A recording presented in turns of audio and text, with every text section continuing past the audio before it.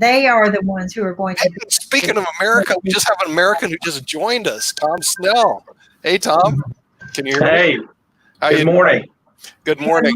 Welcome. The few Americans on this morning. I'll introduce you. There's Kim up to the left.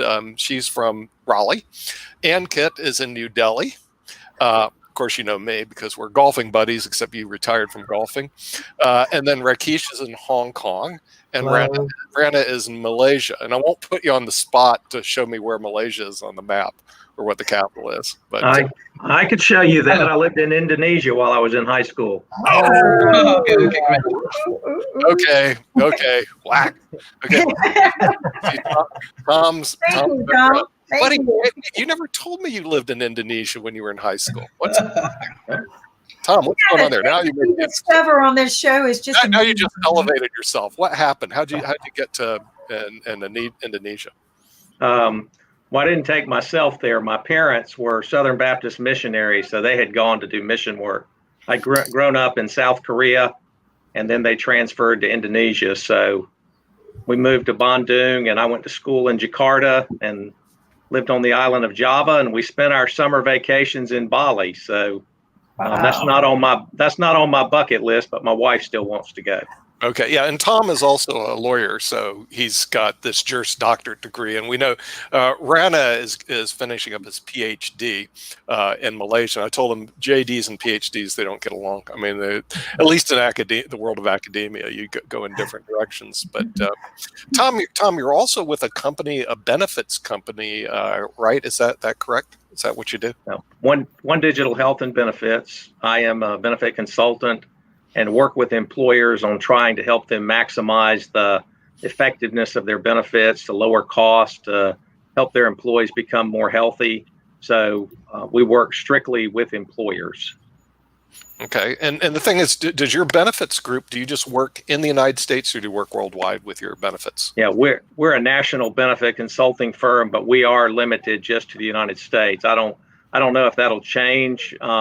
We've had some tremendous growth over the last 20 years, so we may expand outside of the U.S., but currently we're just in the 50 United States. Okay, and tell me, what is coronavirus doing to you and your business right now, this big coronavirus deal?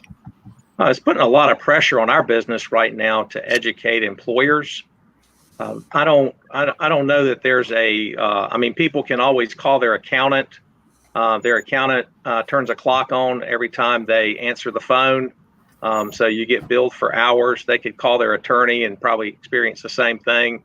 But there's a lot of tax questions around it. So mostly they'll look to their benefit consulting people or their business strategists to help them kind of sift through what are the rules, what do we have to post in our break room, how do we go about getting these small business loans to help us through this economic shutdown. That's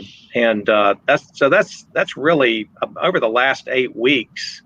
I have not really been out selling services as a consultant, but rather just been working with our clients to try to help them figure out how to get through this business. And now we're starting into the process of opening back up, and what are the steps they need to take. We provide them with checklists of things to confirm. We help them with the procedures around, what can we do? Can we take our employees' temperature? There's a lot of employee rights that the employer has to be concerned about protecting, in addition to dealing with all the financial crisis that they're dealing with. So we are playing that role as an advisor.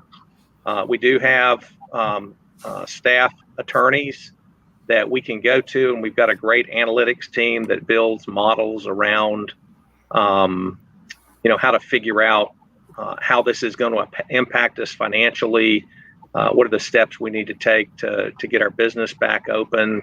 What happens if an employee says they don't want to come back to work? There are a lot of legal and financial uncertainties, and we just try to step into that gap and try to help our clients through this questioning time. Yeah, and so the thing is, but you mainly focus on health benefits, right, for all these employees? Well, any kind of benefits. I don't do any retirement planning, but we do have a retirement planning division. Right. That's something that One Digital has recently gotten into. But health, dental, vision, disability, those kind of benefits. Yeah. Where's your headquarters at? What city? Atlanta. We're headquartered in Atlanta. Okay. Atlanta, Georgia. That's in the southeastern United States. Yeah, let's go find Atlanta, Georgia. We can show the people in Hong Kong and Delhi. Where's Atlanta, Georgia? More south. There it is, right there, Atlanta, baby. I use my globe here all the time to show where places So are. are you in Atlanta? No, he's in Stanford. Yeah, I'm in Stanford. I said we played golf together. We played golf with some good golfers who just clean her clock. But yeah, and then we played on the municipal course. But that one down in Pinehurst, that was a really nice course, Tom. Kind of like the course. Yeah. That's golf heaven down there. Yeah, Pinehurst. Atlanta is popular among Indians because there are a lot of Indians living in Atlanta. So we Indians know about Atlanta. Oh yeah, there's a good friend of mine who runs the Indian newspaper that I should introduce you to. He lives in Atlanta, and they had 20 years ago 40,000 subscribers, and he runs a big Indian newspaper out of Atlanta, Georgia. Now, Atlanta's been known as the hub of the South, so and it's the largest airport in the world. Yeah, a lot of people go in and out of Atlanta. Well, maybe it used to be because I don't know if they closed the airport. So, Tom, are you doing any? You're not doing any traveling. How do you talk to your customers in the United States without being able to travel or anything? Mostly on the telephone. We're doing a lot of these kind of meetings. We use Zoom as a company. We've elected the Zoom platform, so we set up Zoom meetings for most of our training and webinars. But primarily just on the telephone. We are starting to travel a little bit. That's sort of being left up to the consultant, and certainly it's really up to the client if they're willing to entertain you at their office or if they want to come into your office. Most of the time, I'm going to see my client at their place of business, but we're just kind of starting to get back in the process. I'll be seeing my first client today in 7 weeks. Wow. It'd be nice to get back in front of people. Wow. Okay. So the thing is, it'll be the first time out there. Do you have to wear a mask now that when you go see clients? I'm just curious. That is a state-by-state preference, but more importantly, it's a personal preference. Right. I think the government can certainly make some rules and regulations around how we have to do an act. But me personally, I had back surgery about 8 weeks ago. Yeah. I was given some steroids, so I have been cautioned that I'm in a vulnerable class. Right. So I do wear a mask pretty much anytime I get out of the truck. Yeah. If I'm going to the grocery store, if I'm going to Lowe's Hardware, I'm going to put a mask on to protect myself as much as anything. But that'll be up to the client again if they want to wear them. Yeah, I'm going to ask Rana because he's from Malaysia, and we just did a review of Malaysia. They have 30 million people, and they only have 100 deaths. I mean, they've controlled it. So, Rana, question I have. You never shut down either. They never shut down.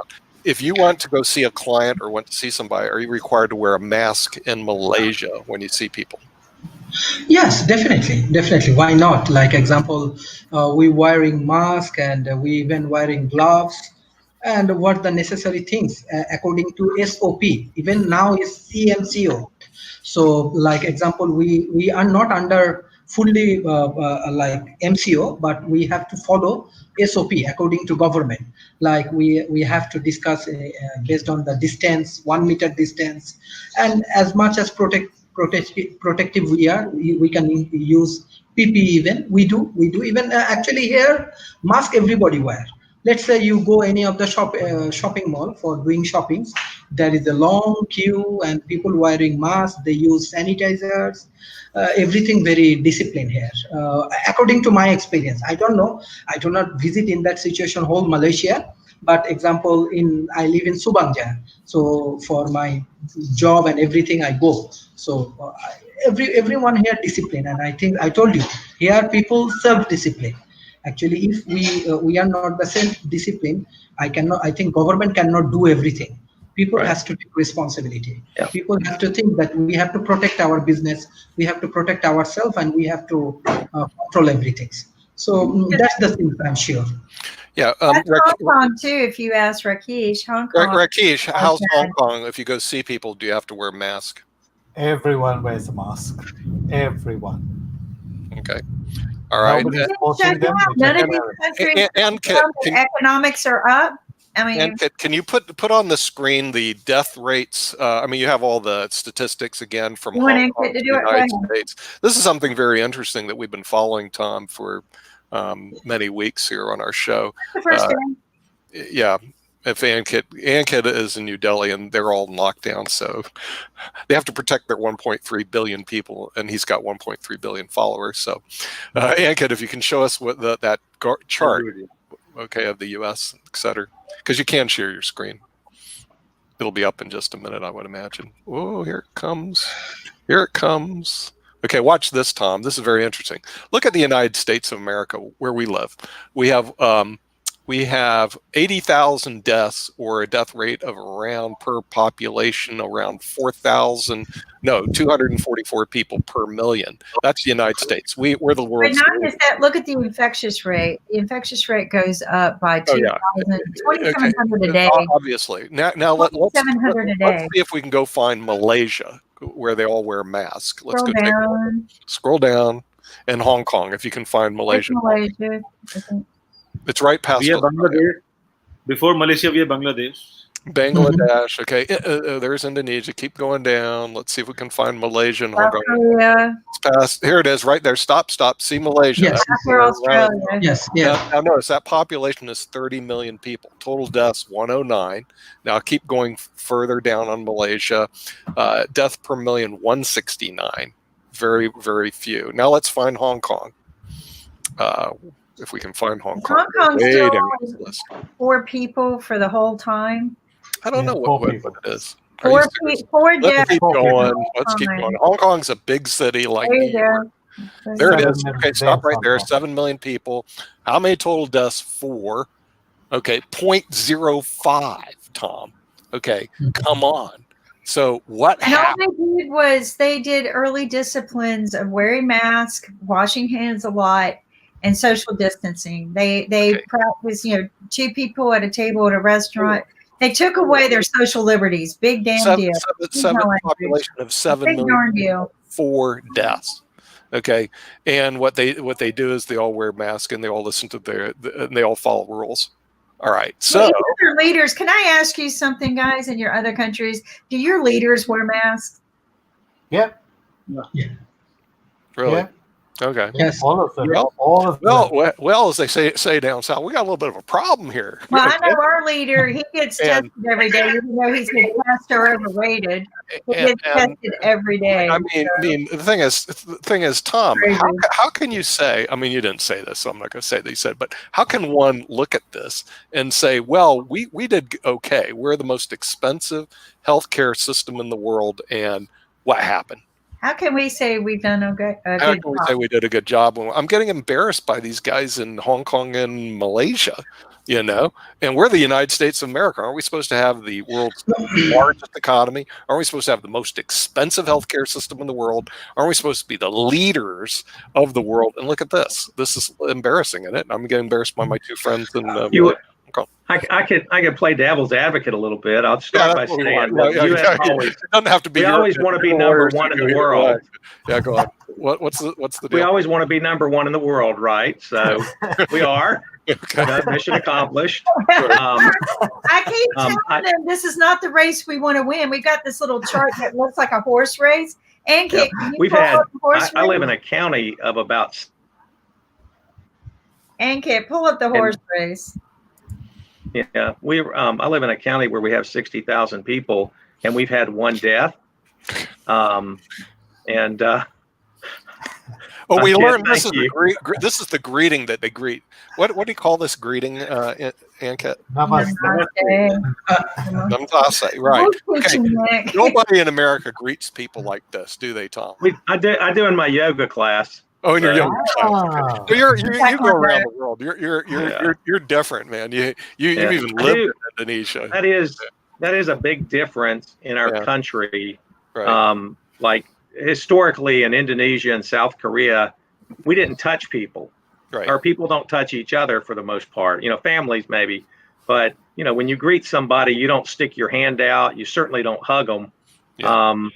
I saw a man in the parking lot. I found out later he was a pastor of a local church, and he was going into Lowe's Hardware. He was not wearing a mask, and he stopped and greeted every person he saw, first with a handshake and then with a hug.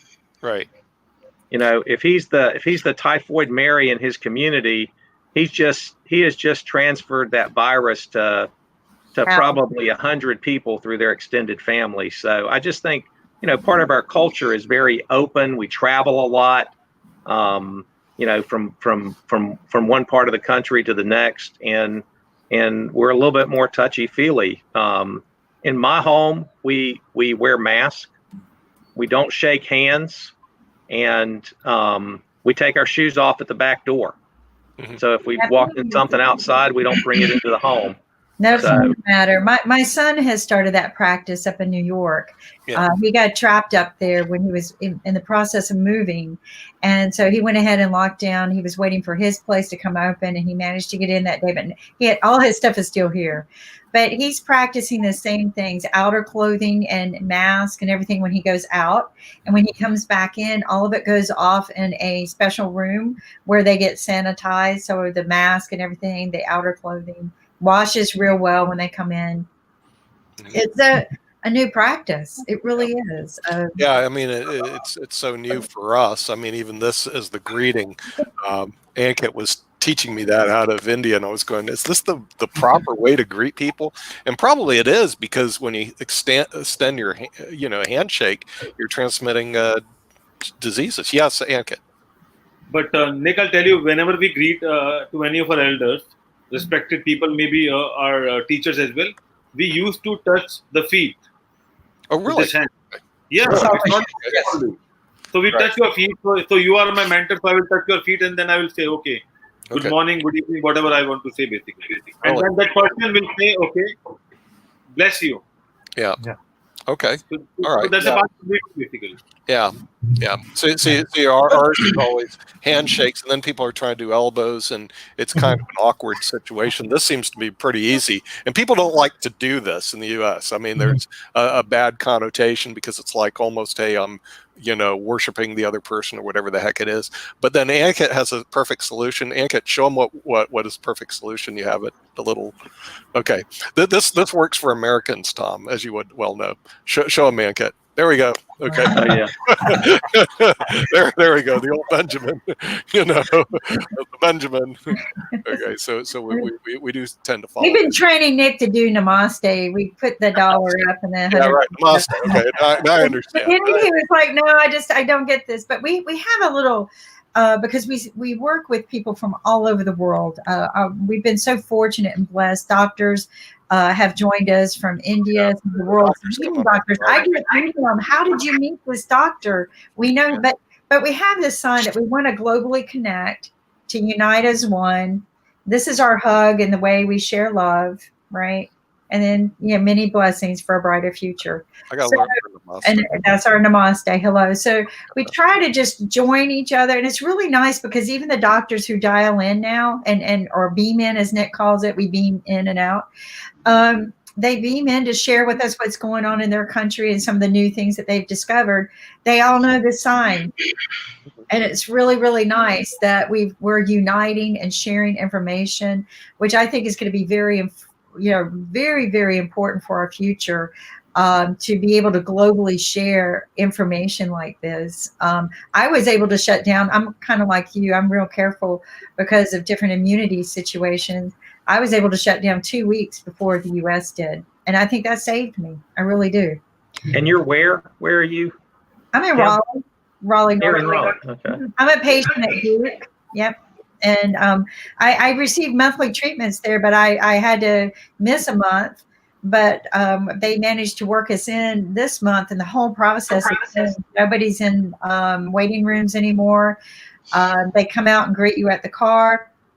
They walk you into the first door. You sanitize your hands. You grab a mask. They get you into the next door. You sanitize your hands. They check you in. I mean, the whole process has changed. Everything that touches me, including the gown, I have to sanitize myself. So it's a whole new process, a whole new way to protect them as well as us. I think it's more about protecting them as well, but they're not being selfish about it. They're just concerned. So. Yeah, so Tom, with your business right now, it sounds to me you're doing a lot of service work, but has the income still coming in from these companies, or did they just stop paying, or what's going on there? That's a good question. Well, I got off a call this morning. I think through the first quarter, it is affected from a revenue standpoint, us less than 3%. A lot of that has not been from businesses going out of business. They've been having layoffs.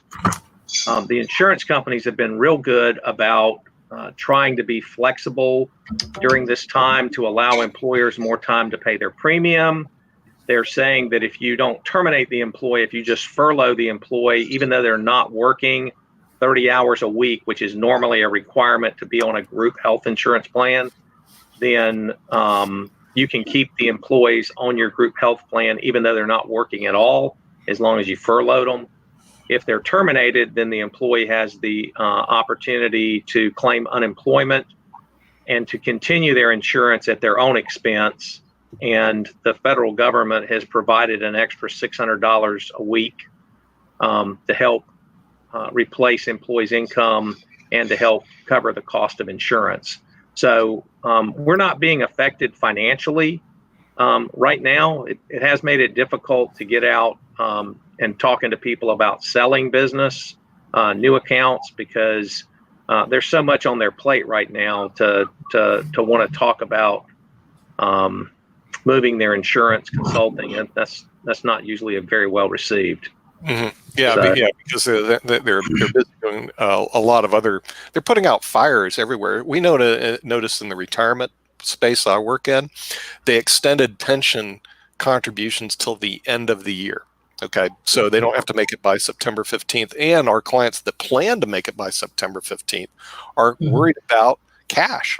In other words, should they fund their retirement? Should they pull back their retirement? Because right now, the economy, everybody's questioning, where it's going to go.